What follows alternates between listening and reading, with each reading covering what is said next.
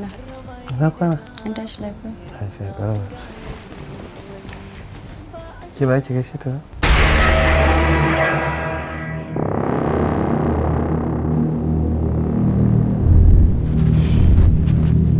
Ina kwana?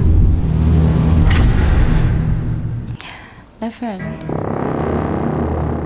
Ba a san raina ba san laifin da na yi ba wani. Hairana, idan na ƙara ganin fuskarki a nan gidan sai na tsine miki.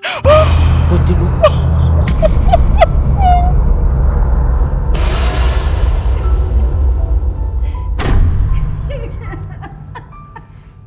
Na ce ba? Kwanaki aikin mun alƙawari kika ce idan har na faranta miki rai kuma ya zamo cewar ina yin abubuwa na daidai. Idan na gano wata zan je zance in dai ba a kusa bane ba kuma ɗan uwa ba. Kin sa halemin kin yadda zan je in ƙara aure ba haka aka yi ba?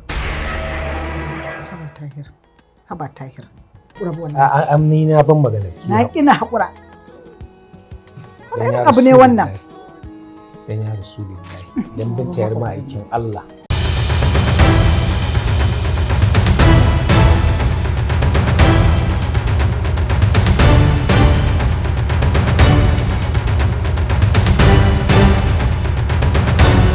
Na san da ka san wace ce Hairana ba za ka zauna kana duk waɗannan maganganun a kanta ba.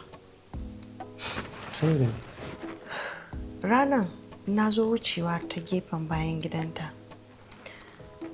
Na suna cikin banɗakin tana waya da wani namiji. Irin magana na soyayya haka. Yar uwar zaman naki da take binki da alkhairi sai ki kirkiro abin da babu shi kice shine zaki gaya mu.